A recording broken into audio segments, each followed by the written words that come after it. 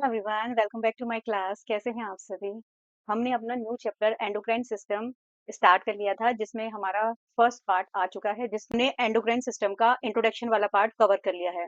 जिसमें हमने क्या पढ़ा था, ग्लैंड्स के बारे में, हार्मोन्स के बारे में। ग्लैंड्स क्या होती है, कितने टाइप्स की होती है। मैंने बताया था कि जो एंडोक्राइन सिस्टम होता है जिसमें ग्लैंड्स वर्क करती हैं, वो जो ग्लैंड्स होती हैं वो टू टाइप की होती है, एक एंडोक्राइन ग्लैंड और एक एक्सोक्राइन ग्लैंड। तो सबसे पहले हमने एंडोक्राइन के बारे में पढ़ा था कि एंडोक्राइन ग्लैंड्स होती क्या हैं, वो कैसे हार्मोन्स निकालती हैं। हमने कहा था कि जो एंडोक्राइन ग्लैंड्स होती हैं वो क्या करती हैं, हार्मोन रिलीज करती हैं, और जो एक्सोक्राइन ग्लैंड्स होती हैं वो हार्मोन के अलावा जितने भी हमारे बॉडी में एंजाइम्स, सलाइवा और टीयर्स और स्वेटिंग और जितने भी डाइजेस्टिव जूस, जितना भी और चीज बनता है वो किससे निकलता है, एक्सोक्राइन ग्लैंड से। और हमने कहा था एक और होती है मिक्स्ड ग्लैंड, जिसको हेट्रोक्राइन ग्लैंड भी कहते हैं, जो एंडोक्राइन और एक्सोक्राइन दोनों का काम करती है। मैंने कहा था एंडोक्राइन में क्या होती है, डक्ट लेस होती है, कोई डक्ट नहीं होता है, हार्मोन रिलीज सीधे ब्लड में हो जाता है। लेकिन जो एक्सोक्राइन ग्लैंड होती है उसमें क्या होता है, डक्ट के थ्रू वो क्या करती है, अपने टारगेट ऑर्गन तक जाती है। अब क्या हो रहा है, जो हेट्रोक्राइन ग्लैंड है उसमें क्या होता है, कुछ ग्लैंड्स ऐसी होती हैं जो क्या करती हैं, होती है जो अपना सिक्रेशन क्या करती है, डक्ट लेस करती है, सीधे से किस में कर लेती है, ब्लड में कर लेती है। और कुछ के पास क्या होता है, डक्ट होती है जो अपना टारगेट तक खुद ही पहुंचती है, तो उनको क्या कहते हैं, मिक्स ग्लैंड्स। तो हमने कंपाउंड ग्लैंड भी कहा था और हेट्रोक्राइन ग्लैंड भी कर रहा था। और हमने क्या करा था, एंडोक्राइन का थोड़ा सा पार्ट कवर कर लिया था कि एंडोक्राइन में क्या-क्या होता है। तो आज हम एंडोक्राइन सिस्टम को ही क्या करेंगे, अच्छे से पूरा कवर करेंगे। जो हमारा मैंने बताया था कि किस तरीके से हमें इन ग्लैंड्स को याद करना है। तो सबसे पहले हम पहले तो ब्रेन में आ जाते हैं, अपने ऊपर ये वाले पार्ट में। इसमें 3 तरह की ग्लैंड्स हमने पढ़ी थी। सबसे पहले ऊपर पीनियल ग्लैंड, पिट्यूटरी ग्लैंड और हाइपोथैलेमस, 3 ये हो गई। फिर आए हम अपने फेस वाले पार्ट में, तो फेस में किसी भी तरह की कोई ग्लैंड नहीं होती है। उसके बाद हम आए अपने थ्रोट वाले पार्ट में, नेक वाले पार्ट में, जिसमें होती है थायराइड ग्लैंड, और उसके नीचे उसके 4 लोब्स होते हैं जिसको कहते हैं पैराथायरॉइड ग्लैंड, ठीक है? और उसमें क्या होता है, उसके नीचे फिर हम आए चेस्ट में, तो चेस्ट में कौन सी होती है, थाइमस ग्लैंड। उसके बाद नीचे अपने एब्डोमिनल वाले पार्ट में आते हैं, तो उसमें क्या होती हैं, दो जो किडनीज होती है हमारे, उसके ऊपर क्या होती है, एड्रिनल ग्लैंड्स होती हैं। और क्या होती है, वहीं पर एक पैंक्रियाज ग्लैंड होती है, और उसके नीचे क्या होती हैं, गोनड्स होते हैं। मेल में कौन से होंगे, टेस्टिकल्स यानी टेस्टिस, और फीमेल में क्या होगी, ओवरी। तो ये सब चीज हमने कल पढ़ लिया था। आज हम क्या पढ़ेंगे, उन ग्लैंड्स के बारे में पढ़ेंगे कि कौन सा ग्लैंड क्या कर रहा है, कौन सा ग्लैंड्स कौन से हार्मोन रिलीज कर रहा है और उनका फंक्शन क्या है। आइए शुरू करते हैं। तो देखो, सबसे पहले तो हमारी बॉडी में कोई भी मैसेज जब एक जगह से दूसरी जगह पहुंचता है, तो वो किसके हेल्प से पहुंचता है, दो सिस्टम यहाँ पर काम करते हैं। एक तो कौन से, जो हमने पढ़ लिया था, नर्वस सिस्टम, जिसमें न्यूरॉन्स के थ्रू क्या हो रहा था, हमारा क्या मैसेज पहुंच रहा था, ठीक है। न्यूरॉन्स में क्या हो रहा था, न्यूरोट्रांसमीटर के थ्रू, जो न्यूरोट्रांसमीटर केमिकल्स थे, उसके थ्रू क्या हो रहा था, हमारे पूरे बॉडी में मैसेज पहुंच रहा था। दूसरा क्या है, दूसरा केमिकल कौन सा है, ये हॉर्मोन्स। तो ये हॉर्मोन्स क्या करते हैं हमारी बॉडी में, क्योंकि न्यूरॉन्स क्या होते हैं, कुछ कुछ बॉडी में ऐसे पार्ट्स होते हैं जहां तक नहीं पहुंच पाते हैं, तो फिर हमें किसका सहारा लेना पड़ता है, इन हॉर्मोन्स का, जो ये ग्लैंड्स रिलीज करती हैं, ठीक है। कोऑर्डिनेशन इन बॉडी का मतलब क्या होता है, बॉडी क्या करती है, मिलजुल के काम करती है। एक उनका होता है न्यूरल कोऑर्डिनेशन, एक होता है केमिकल कोऑर्डिनेशन। न्यूरल कोऑर्डिनेशन तो जैसे मैंने अभी कहा कि न्यूरॉन्स के थ्रू, जैसे ये यहाँ पर क्या है, ये एक न्यूरॉन है, ये एक न्यूरॉन है, तो यहाँ पर ये हमने नर्वस सिस्टम वाले चैप्टर में बहुत डिटेल से पढ़ा है। जिसने भी ये नहीं देखा है, एक बार प्लीज वो देख लेना, तभी आपको समझ आएगा। और ये हमने बहुत अच्छे से वहां पर पढ़ा है कि क्या होते हैं, जो न्यूरॉन्स होते हैं वो क्या करते हैं, न्यूरो रिलीज करते हैं, केमिकल्स होते हैं, ये क्या करते हैं, जो नर्व इम्पल्स होती है वो क्या करती है, पास करते रहते हैं एक से दूसरे में, ठीक है। एक तो न्यूरल के थ्रू होता है और एक केमिकल के थ्रू। केमिकल मतलब क्या हो गया, जो हम अभी पढ़ेंगे, हार्मोन, ठीक है। इसमें क्या करते हैं, जो न्यूरल होता है वो तो बहुत फास्ट होता है, क्विक होता है, बिल्कुल होता है, खत्म हो जाता है। लेकिन जो केमिकल वाला होता है वो बहुत ही धीरे धीरे और बहुत ही लॉन्ग टाइम के लिए करता है वर्क, ठीक है। ये कहीं पर भी, जैसे हमारे हाथ में कुछ चीज होगी तो क्विक एक्शन होगा और ये खत्म हो जाएगा। Point two point coordination, point two point होता है, सेल टू सेल कोऑर्डिनेशन होता है इसमें। लेकिन जो केमिकल, जो हार्मोन वाला होता है, उसमें क्या होता है, coordination with the help of hormone. यहाँ पर क्या होगा, हार्मोन की हेल्प से क्या करेगा, कोऑर्डिनेट करेगा। जैसे देखो हम देखते हैं, तो इसमें हम सबसे पहले क्या पढ़ेंगे, सबसे ऊपर जो होते हैं, हाइपो, जो ब्रेन वाले पार्ट है, हाइपोथैलेमस, पिट्यूटरी, ये सब पढ़ते हैं अभी, ठीक है। तो हम सबसे पहले पढ़ते हैं हाइपोथैलेमस वाला पार्ट। अब हाइपोथैलेमस देखो, अब देखो ये क्या है, ये हमारा ब्रेन है, ठीक है, ये ब्रेन है। ब्रेन के भी मैंने कहा था 3 पार्ट होते हैं, फोर ब्रेन होता है, मिड ब्रेन होता है और हाइड ब्रेन होता है। ये भी हमने नर्वस सिस्टम में बहुत अच्छे से, ह्यूमन ब्रेन करके एक मेरा वीडियो है, उसको आप देख सकते हैं। उसमें मैंने ब्रेन का पूरा अच्छे से बता रखा है, फोर ब्रेन, मिड ब्रेन और हाइंड ब्रेन के बारे में, ये कैसे काम करते हैं, ठीक है। अब जो ये हाइपोथैलेमस हम पढ़ रहे हैं, हाइपोथैलेमस और पिट्यूटरी पढ़ेंगे, ये किसका पार्ट है, फोर ब्रेन का पार्ट है, ठीक है। तो ब्रेन, अब देखो जैसे ये क्या है, ब्रेन है। अब इस ब्रेन में ये जो सर्कल दिख रहा है, इस इसको क्या कर रखा है, ये बड़ी फॉर्म में दिखा रखा है। यहाँ पर क्या है, ये हाइपोथैलेमस वाला पार्ट है, ये ऊपर वाला हाइपोथैलेमस वाला पार्ट है और नीचे वाला क्या है, पिट्यूटरी वाला पार्ट है। यहाँ से क्या होते हैं, हार्मोन रिलीज होते हैं। यहाँ पर न्यूरो हार्मोन्स होंगे क्योंकि देखो यहाँ पर न्यूरॉन्स बने, तो यहाँ पर न्यूरॉन क्या कर रहा है, यहाँ पर न्यूरॉन्स क्या कर रहा है, हार्मोन रिलीज करता है। ये ऐसे न्यूरॉन है जो हार्मोन रिलीज करते हैं। तो ये समझ में आ गया कि कैसे हाइपोथैलेमस और पिट्यूटरी आपस में कनेक्टेड रहते हैं। ठीक है, जो हाइपोथैलेमस में न्यूरॉन्स होते हैं उसको हाइपोथैलेमिक न्यूरॉन्स कहते हैं। ठीक है, ऐसे हार्मोन रिलीज हो रहा है। अभी अभी मैं आगे को, अभी देखो आगे को, ये देखो, जैसे मैंने अभी बताया था, ब्रेन में क्या होता है, पिट्यूटरी ग्लैंड और हाइपोथैलेमस ग्लैंड होती है। हमने कहा था कि एंडोक्राइन ग्लैंड्स में हमने 9 ग्लैंड्स पढ़नी है। 9 ग्लैंड्स में एक ग्लैंड पिट्यूटरी ऐसी होती है जो क्या करती है, बाकी के जितने भी ग्लैंड्स होते हैं उनको क्या करती है, कंट्रोल करती है। सारे जो जितने की 7 के 7 ग्लैंड्स होती हैं वो कौन करती है, पिट्यूटरी कंट्रोल करती है। मैं 7 क्यों कह रही हूँ, क्योंकि ये क्या है, हाइपोथैलेमस भी है। ये जो पिट्यूटरी है वो क्या करती है, 7 ग्लैंड्स को कंट्रोल करती है, इसलिए इसको क्या कहते हैं, मास्टर ग्लैंड कह रहे हैं। ठीक है, किसको कर रही है, वो जितने भी बाकी के ग्लैंड्स हैं उनका कंट्रोल पिट्यूटरी के हाथों में है, इसलिए इसको क्या कहते हैं, मास्टर ग्लैंड। अब इस पिट्यूटरी का भी एक मास्टर है, जिसको कौन कंट्रोल कर रहा है, हाइपोथैलेमस, इसलिए इसको सुपर मास्टर ग्लैंड या मास्टर ऑफ मास्टर ग्लैंड भी कहते हैं। जैसे क्या हो गया, कोई भी एक स्कूल है, उसमें कंट्रोल में रख रहा है, लेकिन उस टीचर स्कूल वो चला रहा है, तो जो टीचर है, जो मास्टर है, वो पिट्यूटरी है और जितने सारे बच्चे हैं वो ग्लैंड्स हैं। यानी उन बच्चों को कौन कंट्रोल कर रहा है, पिट्यूटरी कर रहा है। लेकिन उस मास्टर का भी तो एक हेड मास्टर होगा ना, प्रिंसिपल होगा, जो क्या कर रहा है, उसको कंट्रोल कर रहा है। अब उस टीचर को भी प्रिंसिपल कंट्रोल कर रहा है, यानी उस पिट्यूटरी ग्लैंड को उस पिट्यूटरी को हाइपोथैलेमस कंट्रोल कर रहा है। तो जो कंट्रोल कर रहा है पूरी ग्लैंड्स को, उसको हम मास्टर ग्लैंड कह रहे हैं। और जो उस पिट्यूटरी को भी कंट्रोल कर रहा है उसको कह रहे हैं हम सुपर मास्टर ग्लैंड, यानी मास्टर ऑफ मास्टर ग्लैंड, वो उसका भी मास्टर है पिट्यूटरी। ठीक है, इतनी बात समझ आ गई होगी। ये देखो हाइपोथैलेमस है, पिट्यूटरी स्टॉक, ये हाइपोथैलेमस है, इस हाइपोथैलेमस और इस पिट्यूटरी को क्या होता है, इस ये जो पिट्यूटरी स्टॉक होता है इसको इनफंडिबुलम भी कहते हैं। ये क्या करता है, आपस में जोड़े रखता है। और ये है पिट्यूटरी का पार्ट। पिट्यूटरी 3 पार्ट्स में डिवाइड रहती है, 3 लोब्स में डिवाइड रहती है, एंटीरियर, पोस्टीरियर और इंटरमीडिएट। अभी हम आगे बढ़ेंगे। ठीक है, अब देखो हाइपोथैलेमस में अभी हमने क्या कहा था, सुपर मास्टर ग्लैंड होती है, इसका एंडोडर्मल ओरिजिन होता है। और मैंने अभी बताया था कि नर्वस और एंडोक्राइन सिस्टम का लिंक है। कैसे, क्योंकि इसमें क्या हो रहा है, न्यूरॉन से रिलीज हो रहे हार्मोन्स, और एंडोक्राइन सिस्टम में क्या हो रहा है, वो डक्टिलेस रिलीज हो जा रहे हैं। तो एंडोक्राइन सिस्टम और नर्वस सिस्टम दोनों का क्या है, हाइपोथैलेमस में लिंक है। क्योंकि क्या, हाइपोथैलेमस तो ब्रेन का पार्ट है। ठीक है, ब्रेन का पार्ट है, इसको कोई कंट्रोल नहीं करता है। ये ब्रेन तो खुद से, ब्रेन तो हमारे पूरी बॉडी को ही कंट्रोल कर रहा है, तो ब्रेन को कोई कंट्रोल नहीं करता है। ये हाइपोथैलेमस है। हमने नर्वस सिस्टम में पढ़ा था कि ब्रेन में कितना इंपोर्टेंट, यही तो करता है हाइपोथैलेमस में, तो सब करता है, भूख प्यास सब, सेक्सुअल डिजायर, कोई भी इच्छा, ये सब हाइपोथैलेमस पे ही कंट्रोल होती है। तो हाइपोथैलेमस हमारे ब्रेन का बहुत इंपॉर्टेंट पार्ट होता है, जो क्या करता है, हमारे पूरे ग्लैंड्स को कंट्रोल करता है। हाइपोथैलेमस को कोई कंट्रोल नहीं करता, ये खुद को अपने आप कंट्रोल कर लेता है, लेकिन ये पिट्यूटरी को कंट्रोल करता है और पिट्यूटरी से कहता है कि वो और ग्लैंड्स को कंट्रोल कर। ठीक है, इतनी बात समझ आ गई। उसके बाद इसमें क्या होती है, न्यूरो सिक्रेटरी सेल्स होती हैं जो हार्मोन रिलीज करती है। मैंने अभी बताया था, जो हाइपोथैलेमस होता है उसमें न्यूरॉन्स होते हैं, और न्यूरॉन से जो सिक्रेशन होता है हार्मोन्स का, वो कौन सी सेल्स करती हैं, न्यूरो सिक्रेटरी सेल्स करती हैं।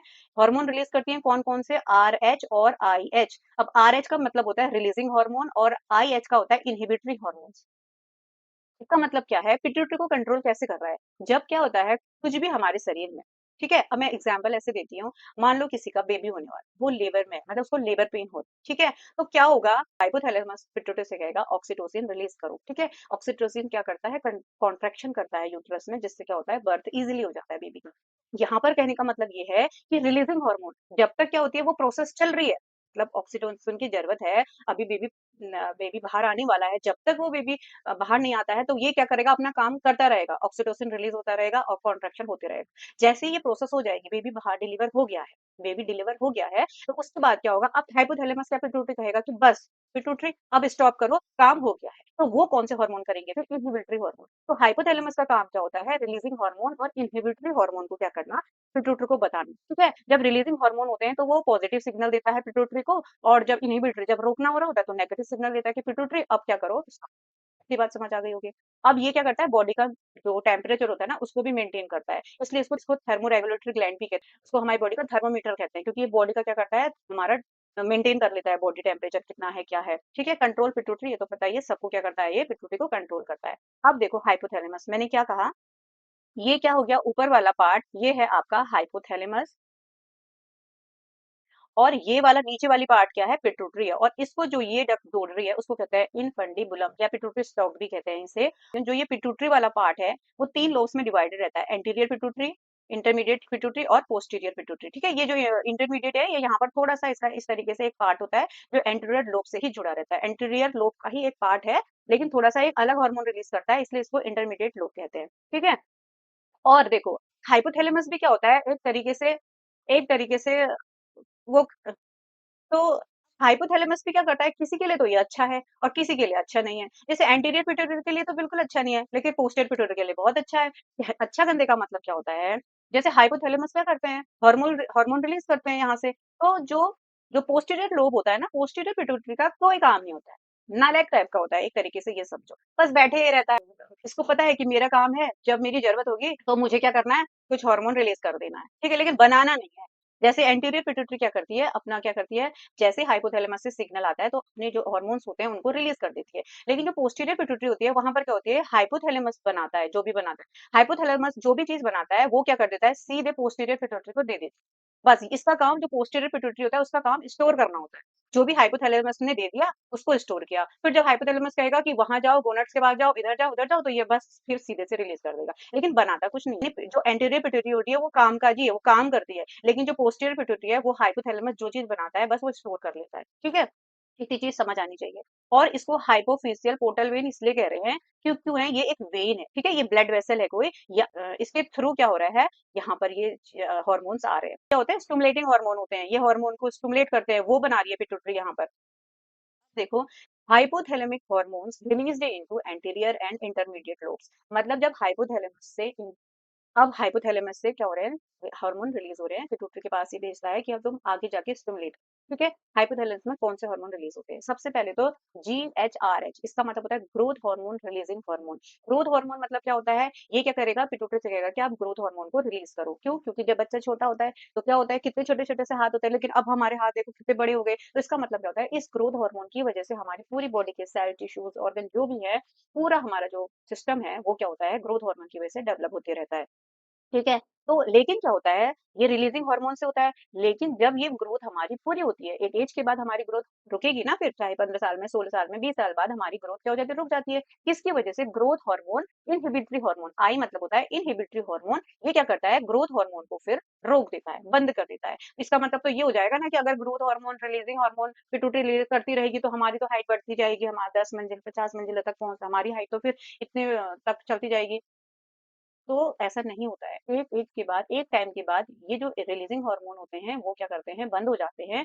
हाइपोथैलेमस फिर इनहिबिटरी हार्मोन को रिलीज करता है। ठीक हो गया। ऐसे ही थायराइड रिलीजिंग हार्मोन TRH, इसका मतलब होता है थायराइड रिलीजिंग हार्मोन, ये क्या करता है, रिलीज करता है हाइपोथैलेमस, पिट्यूटरी को भेजता है और पिट्यूटरी से कहता है TSH। अब वो क्या, TSH मतलब थायराइड स्टिमुलेटिंग हार्मोन, और ये पिट्यूटरी कहाँ भेजती है इसको, पिट्यूटरी कहती है जाओ थायराइड थायराइड ग्लैंड के पास और थायराइड के जितने हार्मोन्स हैं उसको रिलीज करो।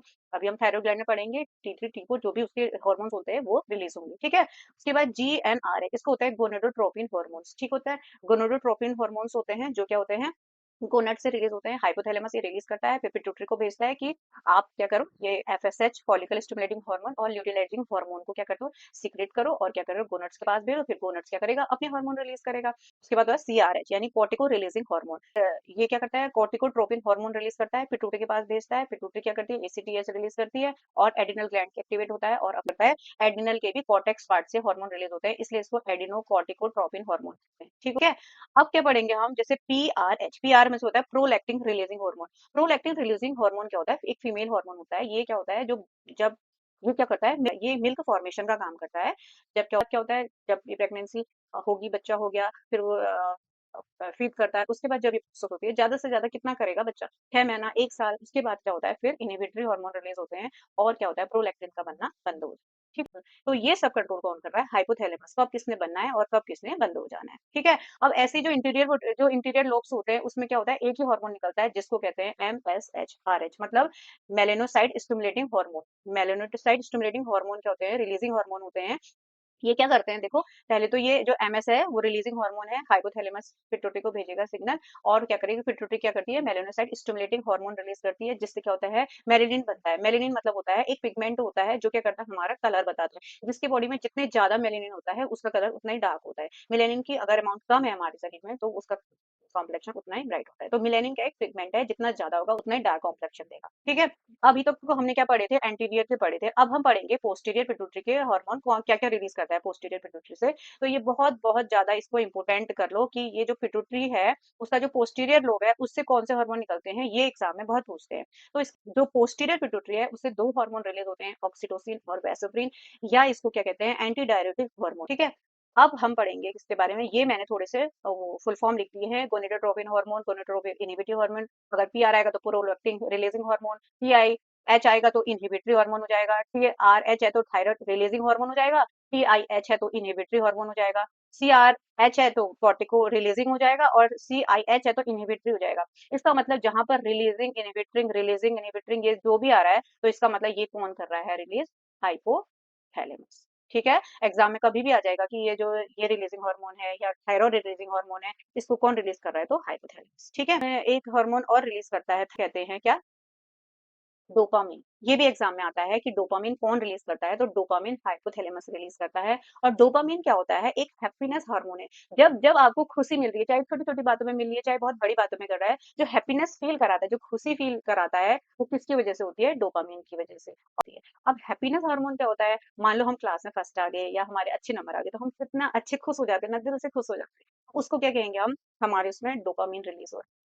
और क्या हो रहे हैं, जैसे मान लो किसी की शादी फिक्स होगी, किसी की बड़ी कंपनी में जॉब लग रहा है, किसी का सपना था विदेश जाने का वो वहां चला गया है, या किसी की गर्लफ्रेंड बन गई, बॉयफ्रेंड बन गया, छोटी छोटी खुशियां हैं, हम अपने मम्मी पापा का, हमने किसी चीज में अपने मम्मी पापा को प्राउड करा दिया, तो जो हमारे अंदर से खुशी आती है, कोई कोई क्या करता है, चॉकलेट खाता है और खुश हो जाता है, मीठा खाने से खुश हो जाता है, तो जो छोटी छोटी खुशियां हैं जिससे हम खुश होते हैं, हमें हैप्पीनेस फील कराता है, जो उसकी वजह से होता है, वो डोपामिन की वजह से। और इसमें मैंने बताया था एडिक्शन हो जाती है, लत भी लग जाती है किसी भी चीज में, वो अच्छी भी हो सकती है गंदी भी हो सकती है। अच्छी रहने का मतलब क्या है, कभी किसी किसी को क्या हो जाती है, रनिंग की लत लग जाती है, वो सुबह उठ के 1-2 घंटा बस रनिंग ही करता है, और वो 5 बजे उठना है तो बस 5 बजे उठेगा, तो उसको उठने की लत लग गई।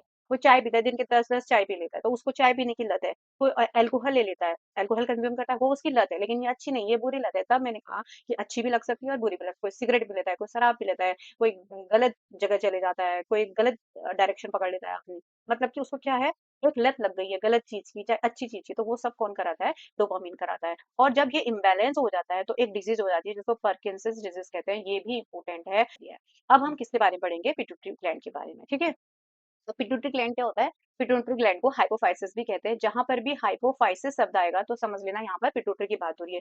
हाइपोफाइसिस मतलब भी पिट्यूटरी होता है। ठीक है, अभी बताया था मैंने, मास्टर ग्लैंड कहते हैं इसको, मास्टर एंडोक्राइन ग्लैंड होती है ये, और इसका जो ओरिजिन है वो एक्टोडर्मल है। ठीक है, ये एग्जाम में छोटे छोटे क्वेश्चन बनते हैं, इसलिए मैं यहाँ पर मेंशन करती हूँ कि ये एक्टोडर्म ओरिजिन है, क्योंकि एग्जाम में कभी पूछ लेंगे एक्टोडर्म है, एंडोडर्मल है, कौन सा है। ठीक है, तो ये क्या है, एक्टोडर्म। अब ये भी किससे, दो पार्ट से मिलकर बना होता है, एडिनोफाइसोसिस और न्यूरोफाइसोसिस। ठीक है, एडिनोफाइसोसिस और न्यूरोहाइपोफाइसिस।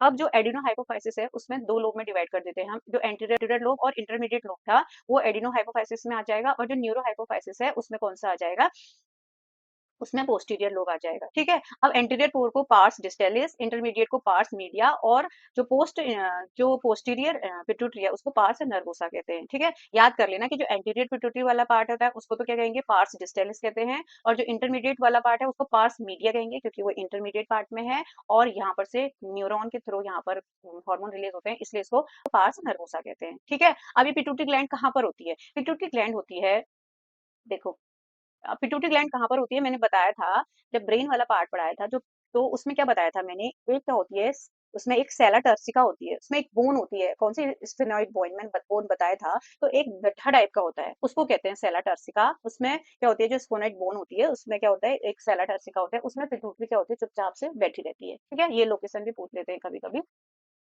अब देखो जो पिट्यूटरी होती है वो सेकंड स्मॉलेस्ट एंडोक्राइन ग्लैंड है। सेकंड क्यों कह रहे हैं, क्योंकि फर्स्ट कौन सी होती है, पीनियल ग्लैंड होती है, सबसे छोटी ग्लैंड होती है, ये पी शेप की होती है, इसका वेट 0.5 ग्राम होता है, कभी कभी पूछ लेते हैं, इतनी छोटी होती है देखो पिट्यूटरी ग्लैंड, पी शेप की, पी के बराबर है। ठीक है, अब देखो मैंने यहाँ पर क्या बताया था, मैंने बताया था जो पिट्यूटरी होती है उसके एंटीरियर पिट्यूटरी, इंटरमीडिएट और पोस्टीरियर पिट्यूटरी। ठीक है, अब क्या होता है जो इन दोनों को जोड़ता है वो भी मैंने कहा था कि इन्फेंडिबुलम होता है, और यहाँ पर क्या होता है, हाइपोथैलेमस थैलेमस में न्यूरो सिक्रेटरी सेल्स होते हैं जो क्या करेंगे, हार्मोन रिलीज करेंगे। मैंने कहा था जो पिट्यूटरी होती है, जो पोस्टीरियर पिट्यूटरी होती है वो बिल्कुल नालायक होती है, अपने से कोई काम नहीं करती। हाइपोथैलेमस यहाँ पर रिलीजिंग हार्मोन बनाता है और सीधे इसको भेज देता है।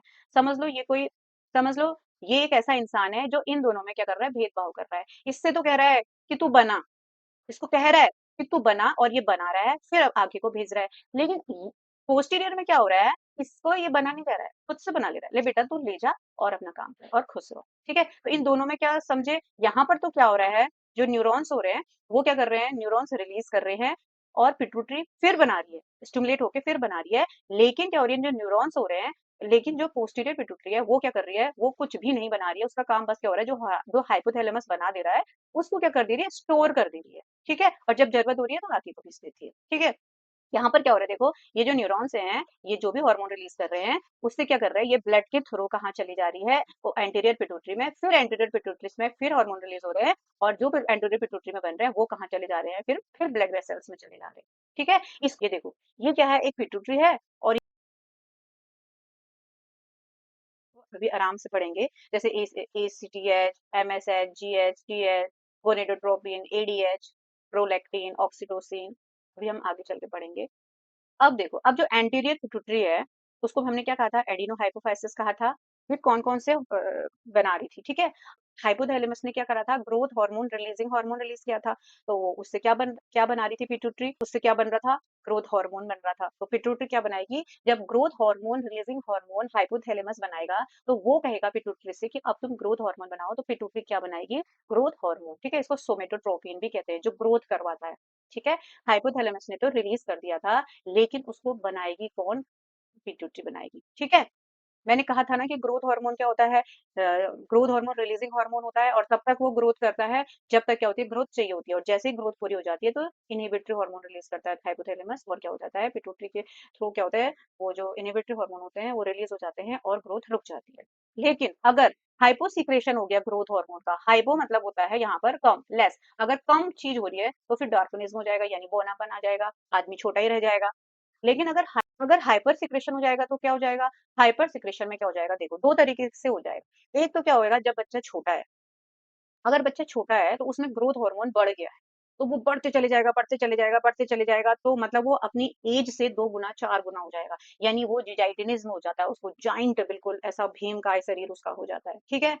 लेकिन अगर अगर कोई इंसान 20 साल तक उसकी नॉर्मल एज है, और वहां तक उसकी क्या होंगी, पूरे उसकी ग्रोथ हो चुकी है, लेकिन अब भी हार्मोन क्या हो रहा है, रिलीज हो रहा है। पहली वाली कंडीशन में तो क्या हो रहा था कि बचपन से हार्मोन बढ़ते जा रहे थे, देखो ये बच्चे में, ये बचपन से ये हार्मोन बढ़ते चले जा रहे थे, एक्स्ट्रा ही बढ़ रहे थे, तब तो उसका शरीर बिल्कुल जॉइंट हो जाएगा। लेकिन अगर वो क्या हो रहा है, 20 साल तक बिल्कुल नॉर्मल है उसकी ग्रोथ, लेकिन वो हार्मोन रुक नहीं रहा है, बढ़ते जाएगा, बढ़ते जाएगा। अब जैसे हमारी जो लॉन्ग बोन्स होती हैं, वहां पर तो ग्रोथ हार्मोन नहीं होती एक टाइम के बाद, लेकिन जो छोटी छोटी बोन्स हैं, जैसे ये हमारी फेरेंजेस हो गई, डिजिट्स हो गई, उंगलियां छोटी छोटी, यहाँ पर ग्रोथ होती रहेगी, ग्रोथ रहेगी, चिन में ग्रोथ होती रहेगी, जो छोटी छोटी पैर की उंगलियां हो गई, गले में हो गया, तो छोटी छोटी जहां पर बोन्स होगी, वहां पर ग्रोथ होते रहेगा, और जो इंसान होगा वो एबनॉर्मल दिखने लगेगा, बहुत ही बेढंग का दिखने लगेगा। हाथ इतने मोटे मोटे से हो जाएंगे, फिंगर्स ऐसे हो जाएंगे, अब यहाँ पर ग्रोथ होती जाएगी तो हाथ कितने गंदे से हो जाएंगे। उस, उसको कहते हैं एक्रोमेगेली, ठीक है, एक्रोमेगेली, ये अडल्ट में होता है। जैसे हली हली में भी देखा गया था कि क्या होता है, एक्स्ट्रा ग्रोथ हो जाती है, हाथ पैर अजीब से, बोलने में उनका जो बोला होता है, स्पीच हो जाती है, वो थोड़ी डिफरेंट हो जाती है, क्योंकि क्या हो जाता है, बोल नहीं पाते हैं वो ढंग से, बहुत ही एबनॉर्मल दिखने लगते हैं, ठीक है। ये किसका हो गया, दूसरा हो गया पीएच। पीएच मतलब होता है प्रोलैक्टिन हार्मोन, ठीक है। एक तो था जीएच ग्रोथ हार्मोन, दूसरा क्या होता है, पीएच, यानी प्रोलैक्टिन हार्मोन। अब प्रोलैक्टिन हार्मोन क्या करते हैं, मिल्क फॉर्मेशन करते हैं। मिल्क फॉर्मेशन मतलब होता है दूध का बनना, ये फीमेल हार्मोन है, फीमेल में ही रिलीज होगा।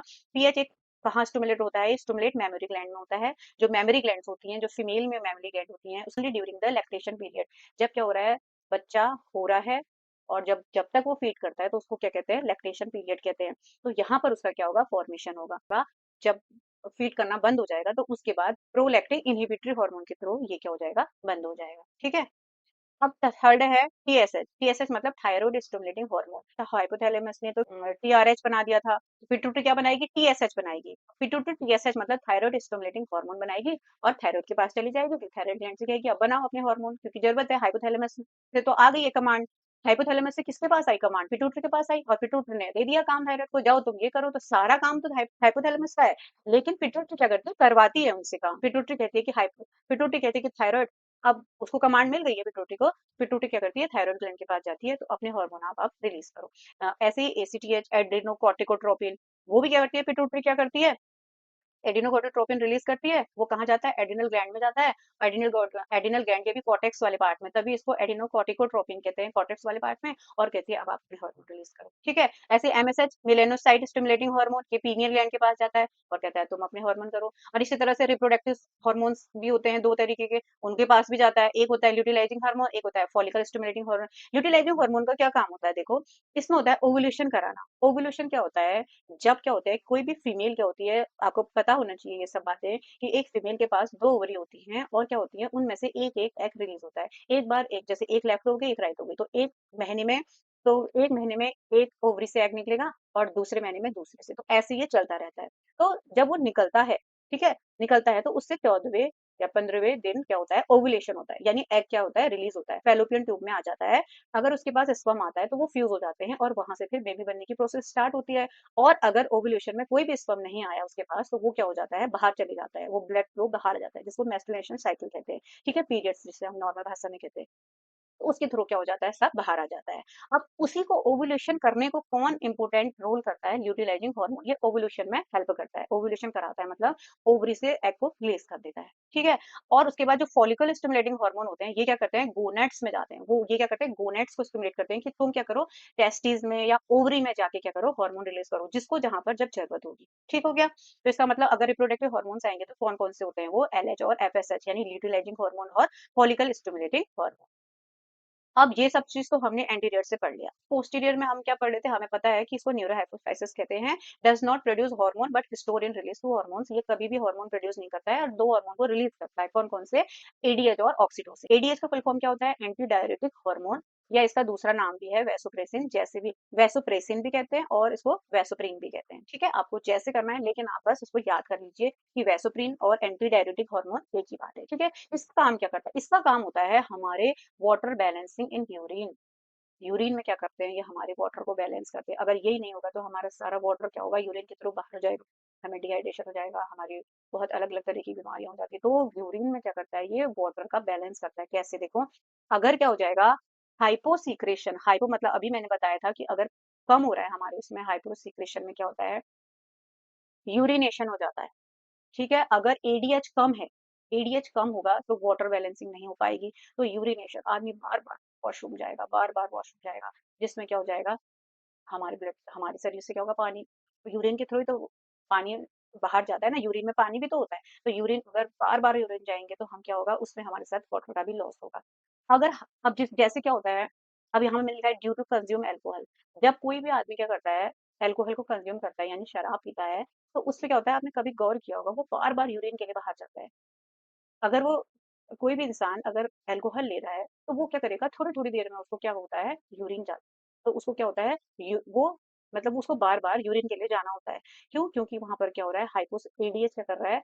एडीएच बहुत कम बन रहा है, तो वहां पर वाटर की बैलेंसिंग नहीं हो पा रही है, इसलिए वो बार बार क्या करता है? बाहर जाते रहते हैं। अब आपने देखा है, जब बहुत ज्यादा लोग पी लेते हैं, शराब पी लेते हैं, सड़कों में पड़े रहते हैं, नालों में पड़े रहते हैं, तो आपने कभी कभी किसी को देखा है, या किसी मूवी में या कहीं पर भी वीडियो में, या नॉर्मली भी आपने सामने देखा होगा कि आदमी खड़ा है और वो उसने क्या कर दिया है? वहीं पर यूरिन कर दिया है अपने पैंट में, या जहाँ पर वो बैठा है वहीं पर उसकी यूरिन हो गई, क्योंकि उससे कंट्रोल में है ही नहीं, उसको वहाँ पर एडीएच कम हो रहा है, वहाँ पर वाटर बैलेंसिंग नहीं हो पा रही है, तो यूरिनेशन, अगर उसको थोड़ा बहुत होश होता तो वो जाते रहता है, अब उसको होश ही नहीं है, तो वो क्या करेगा? यूरिन वहीं पर कर देगा। ठीक है, लेकिन जब हाइपर कंडीशन की बात आ जाती है, जब क्या हो जाता है? एडीएच बहुत ज्यादा हो जाता है।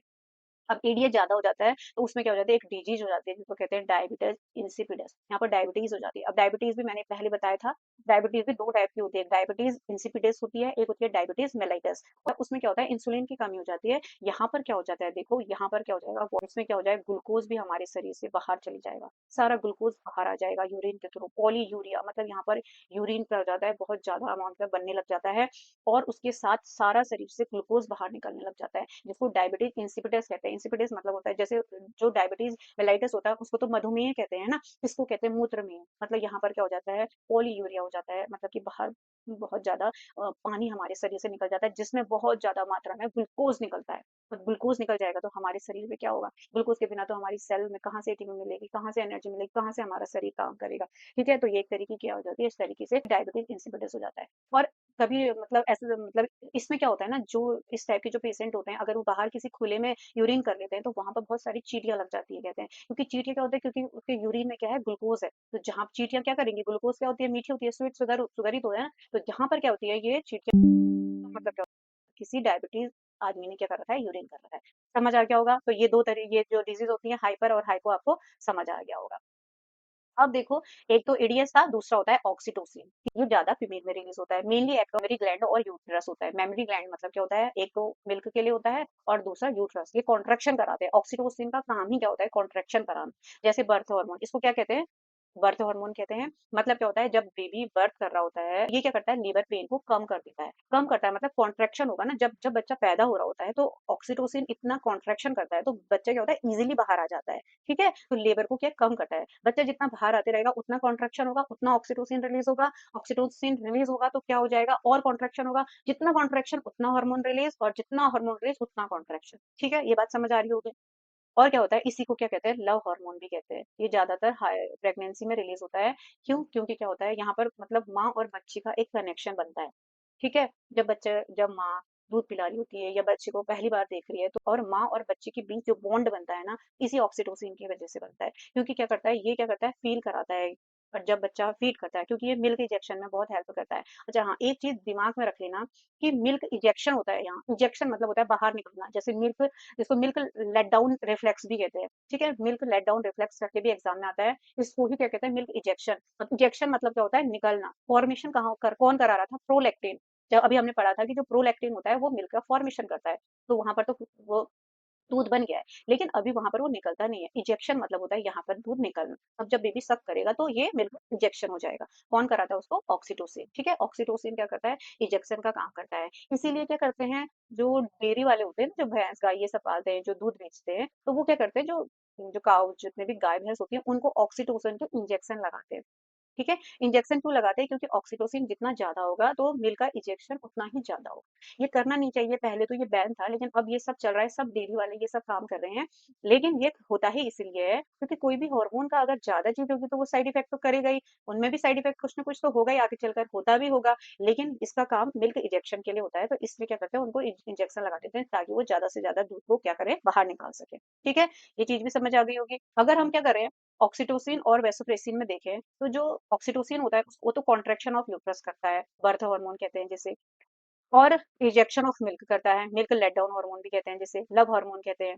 लेकिन क्या होता है, ये सब चीज तो जब नेचुरल हो रहा है तब हो रहा है, लेकिन कभी कभी क्या होता है, ये ऑक्सीटोसिन रिलीज ही नहीं हो पाता है, कम रिलीज होता है, तो जिसकी वजह से क्या होता है, बेबी को बाहर निकलने में बहुत तकलीफ होती है, माँ को भी और बच्ची को भी। तो क्या करते हैं डॉक्टर, आर्टिफिशियल यानी सिंथेटिक ऑक्सीटोसिन देते हैं।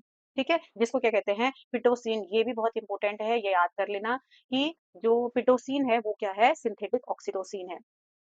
सिंथेट अगर क्वेश्चन आ गया कि जो सिंथेटिक है यानी आर्टिफिशियल ऑक्सीटोसिन है, वो उसका नाम क्या है, उसका नाम है पिटोसिन। ठीक है, कॉन्ट्रैक्शन के लिए होता है, कि जितना कॉन्ट्रैक्शन होगा उससे क्या होगा, बेबी इजीली बाहर आ जाएगा। और वैसोप्रेसिन का तो आपको पता ही है, रीअब्जॉर्प्शन ऑफ वाटर। और रीअब्जॉर्प्शन कहाँ पर होता है, जब वाटर की कमी होती है, तो जो डिस्टल कन्वर्टेड ट्यूब्यूल था वो काम कर रहा था। हमने जब एक्सक्रीटिव सिस्टम में पढ़ा था, ये भी हमने बहुत अच्छे से पढ़ा है। जिसने नहीं पढ़ा एक बार वो देख लेना, नहीं तो कंफ्यूजन हो जाएगा। और जो ये सीडी होता है यानी कलेक्टिंग डक्ट, ये भी हमने पढ़ा था। डीसीटी और सीडीसी में क्या होता है, रीअब्जॉर्प्शन होता है वाटर का, क्योंकि ये क्या करता है, वाटर बैलेंसिंग का काम होता है इसका यूरिन में। तो ये क्या करता है, किडनी ट्यूब्यूल में काम करता है, और अगर इसकी कमी हो जाएगी तो क्या हो जाता है, डायबिटीज इंसिपिडेस हो जाता है। ये मैंने अच्छे से पढ़ लिया है। ठीक है, तो आपको सब कुछ समझ ही आ गया होगा। और हमने ये चीज अच्छे से पढ़ ली है। आज हमने हाइपोथैलेमस और पिट्यूटरी के बारे में पढ़ा था। मैं चाह तो रही थी कि एक ग्लैंड और हो जाए, लेकिन फिर बहुत लंबा वीडियो बन जाएगा, इसलिए आज हम इतना ही पढ़ते हैं। और जो भी आप इसको पढ़ रहे हो, तो इसको एक दो बार अच्छे से देख लेना। ये हॉर्मोन्स क्या होते हैं, जब हम देखते हैं ना, तो हमें लगता है बहुत टफ है, लेकिन हम जब एक बार दो बार देखते हैं ना, तो हमें बहुत ईजी लगने लग जाता है, क्योंकि कुछ है ही नहीं। ठीक है, तो अब हम नेक्स्ट क्लास में एक दूसरी क्लाइंट के साथ आएंगे। और तो आज की क्लास कैसी लगी, अगर आपको थोड़ा बहुत भी समझ आ गया, तो प्लीज कमेंट कीजिए, और जो भी आपके डाउट्स हैं उसको भी कमेंट कीजिए। अगर क्लास अच्छी लगी तो एक लाइक कर दीजिए, चैनल को सब्सक्राइब कर दीजिए। मिलते हैं नेक्स्ट क्लास में नेक्स्ट क्लाइंट के साथ। Till then, bye.